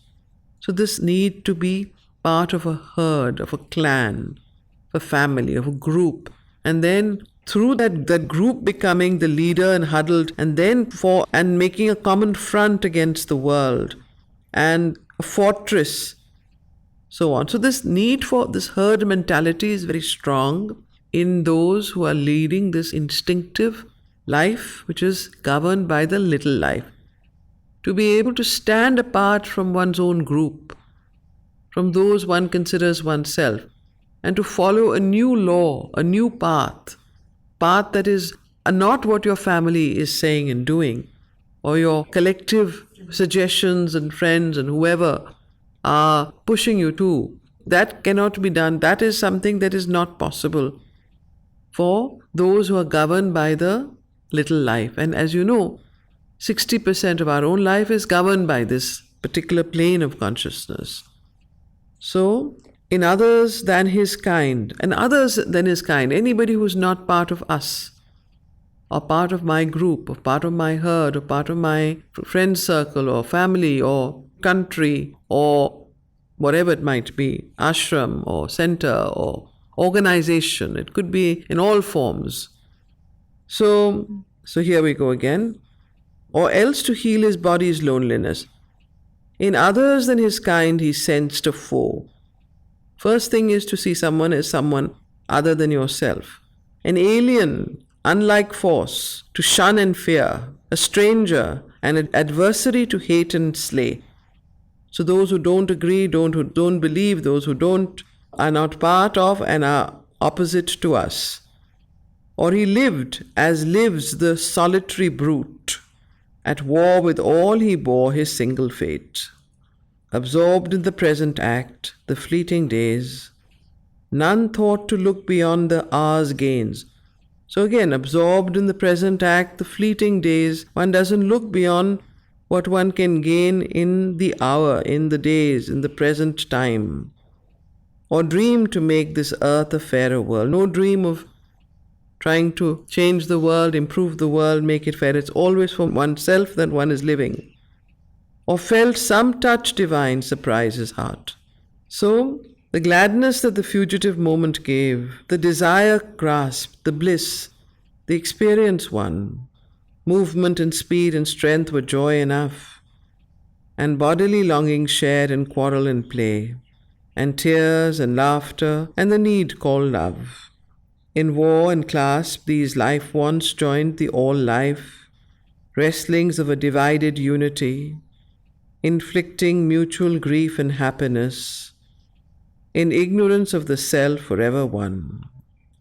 Arming its creatures with delight and hope, a half-awakened nation struggled there, to know by sight and touch the outside of things. Instinct was formed, in memory's crowded sleep, the past lived on as in a bottomless sea. Inverting to half-thought, the quickened sense, she felt around for truth with fumbling hands, clutched to her the little she could reach and seize. So a half-awakened nation struggled there to know by sight and touch the outside of things. Now, instinct was formed in memory's crowded sleep. Now the past lived on as in a bottomless sea. So in our sleep also, you notice that instinct was formed and we live instinctually. Even in our sleep, the past continues to live on like a bottomless sea. In dreams, inverting into half-thought, the quickened sense, she felt around for truth with fumbling hands, clutched to her the little she could reach and seize, and put aside in her subconscious cave. So must the dim being grow in light and force, and rise to his higher destiny at last. So it is through this, so must the dim being, like the inconscious, rises up and slowly starts becoming conscious. Like we, from the sleep, we become conscious slowly. In the same way, the dim being, the unconsciousness in us, will slowly grow in light and force. So must the dim being grow in light and force and rise to his higher destiny at last. Look up to God and round the universe, and learn by failure and progress by fall. So that is the reason why we need failure and we need progress, because it is only by that we can awaken and become conscious. Look up to God and round the universe and learn by failure and progress by fall, and battle with environment and doom. By suffering discover his deep soul, and by possession grow to his own vast. That is now very clear why so much suffering is there in this world and why we suffer. If we don't suffer, we don't awaken. And if we don't awaken, we don't rise in our consciousness. And if we don't rise in our consciousness, we are not evolving. And if we don't evolve, we continue to stay embedded in this little life. And that is not the goal of our soul, the psychic being that we are so unconscious of in ourselves, the soul that we are so unconscious of in each of us, who we completely negate and neglect. We don't feed the soul, we don't take care to nourish it. That soul is pushing us. And it is your soul itself that pushes you into the depths of suffering and doom. Because if you don't suffer, you don't wake up. You continue in the same round of ordinary life. So this is what is being said here. By suffering discover his deep soul, and by possession grow to his own vasts. So there's a lovely line in Savitri somewhere else which says, pain is the hammer of God, chiseling men to greatness. There's another line again on that, which is another one. Anyone remembers? Halfway she stopped and found her path no more. So, who is this halfway she stopped and found her path no more? Who is Sri Aurobindo referring to here? Halfway she stopped and found her path no more. Still nothing was achieved but to begin. Yet finished seemed the circle of her force. Only she had beaten out sparks of ignorance. Only the life could think and not the mind. Only the sense could feel and not the soul. Only was lit some heat of the flame of life, some joy to be, some rapturous leaps of sense. All was an impetus of half-conscious force, a spirit sprawling, drowned in dense life form, a vague self-grasping at the shape of things. So, who is this she? Nature. Nature that is in its unconscious self, it is evolving nature, life, the life nature. Yeah, Prakriti, what we call. So here the she, wherever she felt around for truth with fumbling hands. So it is that unconscious nature in us that is being described here. So a spirit sprawling, drowned in dense life form, a vague self-grasping at the shape of things, behind all moved, seeking for vessels to hold, a first raw vintage of the grapes of God, on earth's mud, a spilt of the supernal bliss, intoxicating the stupefied soul and mind, a heady wine of rapture, dark and crude, dim, uncast yet into spiritual form, obscure inhabitant of the world's blind core, an unborn Godhead's will, a mute desire. So this is the second creation that he describes. The first was life in its pure form of life, which is instinct, and then the mind in life is the second stage. And the third creation in this plane is a third creation now revealed its face. A mold of body's early mind was made. So this is the body mind, the physical mind. Yeah. So there was the vital, the pure life force, then the vital mind, and now the physical mind. A third creation now revealed its face. A mold of body's early mind was made. A glint of light kindled the obscure world force. It dowered a driven world with a seeing idea, and armed the act with thought's dynamic point. A small thinking being watched the works of time. A difficult evolution from below, called a masked intervention from above. Else, this great, blind, inconscient universe could never have disclosed its hidden mind, or even in blinkers worked in beast and man, the intelligence that devised the cosmic scheme. At first he saw a dim, obscure mind power, moving concealed by matter in dumb life.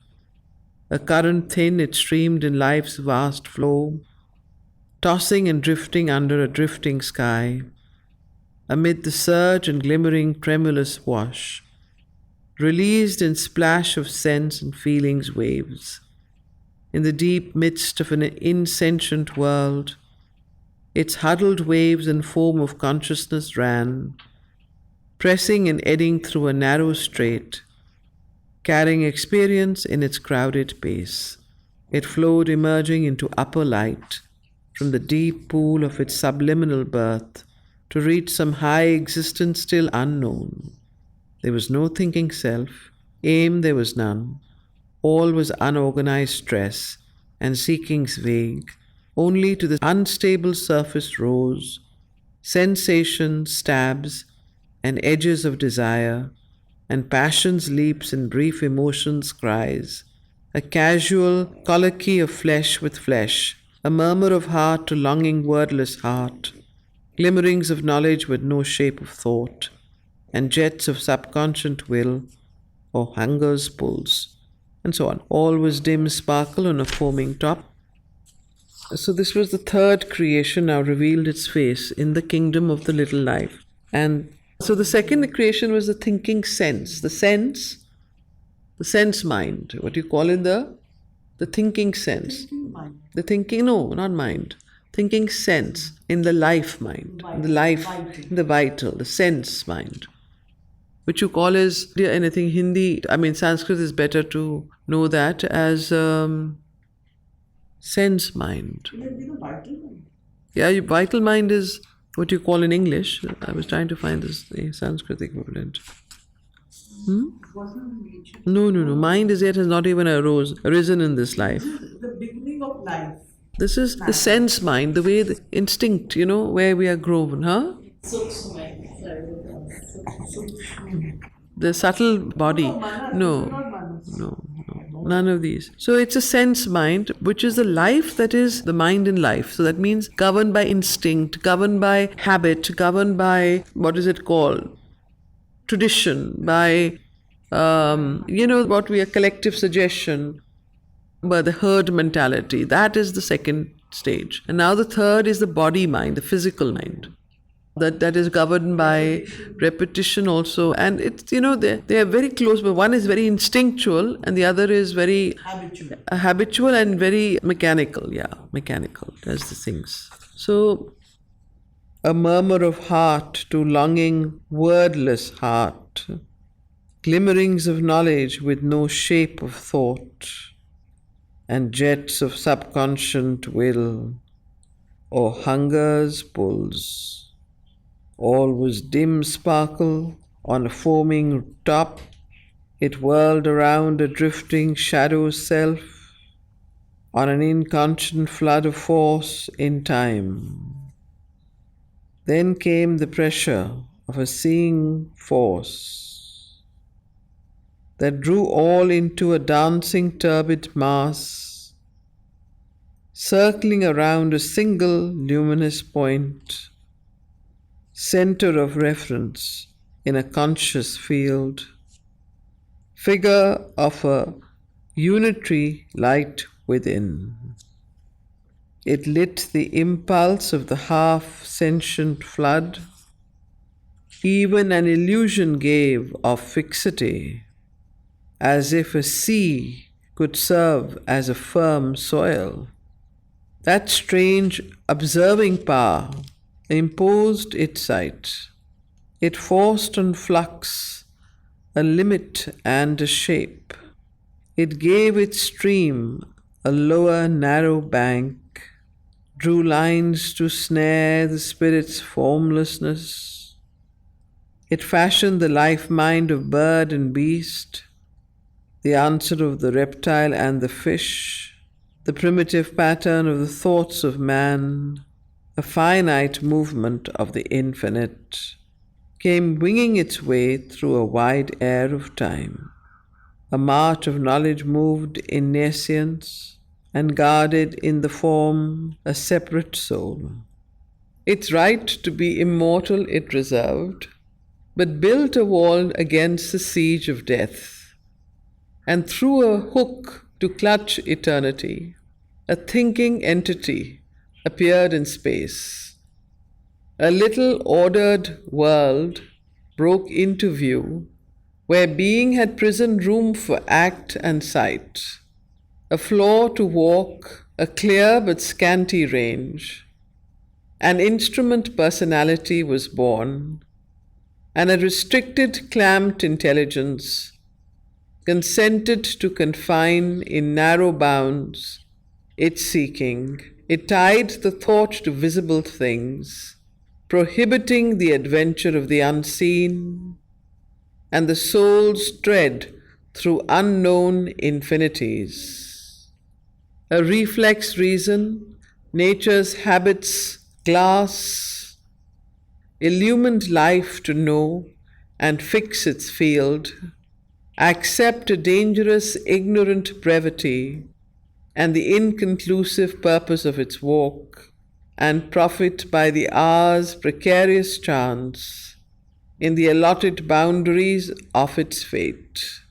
A little joy and knowledge satisfied, this little being tied into a knot and hung on a bulge of its environment, a little curve cut off in measureless space, a little span of life in all vast time, A thought was there that planned, a will that strove. But for small aims within a narrow scope, wasting unmeasured toil on transient things, it knew itself a creature of the mud. It asked no larger law, no loftier aim. It had no inward look, no upward gaze. A backward scholar on logic's rickety bench, indoctrinated by the erring sense, it took appearance for the face of God, for casual lights the marching of the suns, for heaven a starry strip of doubtful blue, aspects of being feigned to be the whole. There was a voice of busy interchange, a marketplace of trivial thoughts and acts, a life soon spent, a mind the body slave. Here seemed the brilliant crown of nature's work, and tiny egos took the world as means to sate awhile dwarf lusts and brief desires. In a death-closed passage, saw life start and end, as though a blind alley were creation's sign, as if for this the soul had coveted birth, in the wonderland of a self-creating world and the opportunities of cosmic space. This creature, passionate only to survive, fettered to puny thoughts with no wide range, and to the body's needs and pangs and joys. This fire growing by its fuels of death, increased by what it seized and made its own. It gathered and grew and gave itself to none, only it hoped for greatness in its den, and pleasure and victory in small fields of power, and conquest of life room for self and kin. An animal, limited by its feeding space, it knew not the immortal in its house. It had no greater, deeper cause to live. In limits only, it was powerful, acute to capture truth for outward use. Its knowledge was the body's instrument, absorbed in the little works of its prison house.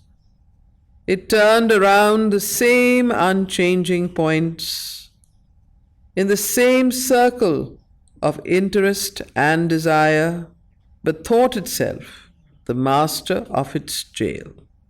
Although for action, not for wisdom made, thought was its apex or its gutter's rim. It saw an image of the external world and saw its surface self, but knew no more.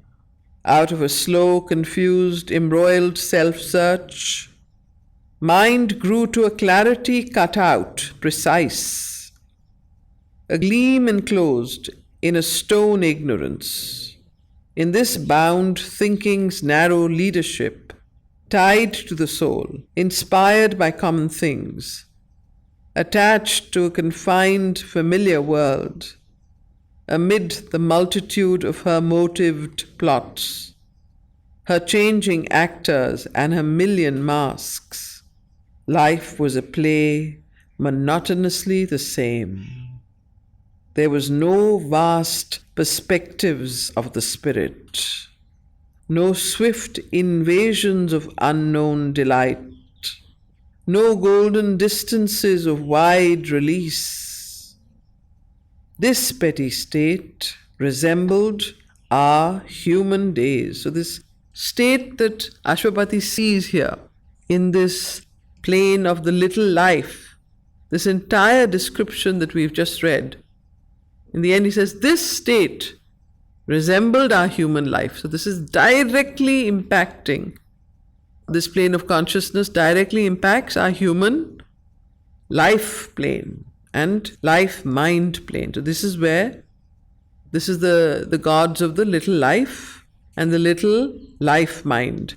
So not the mind itself, mind proper, but the life mind is what is being described here. So There was no vast perspectives of the spirit, no swift invasions of unknown delight, no golden distances of wide release. This petty state resembled our human days, but fixed to eternity of changeless type. But here, because this was the fixed plane of the little mind and the life mind, it was fixed to a changeless type, while in human life it is changing. So here it's a prototype that he's describing here. This fixed state resembled our human days, but fixed to eternity of changeless type, a moment's movement doomed to last through time. So there was no change here. Existence bridge-like spanned the inconscient gulfs. A half-illumined building in a mist, which from a void of form arose to sight and jutted out into a void of soul.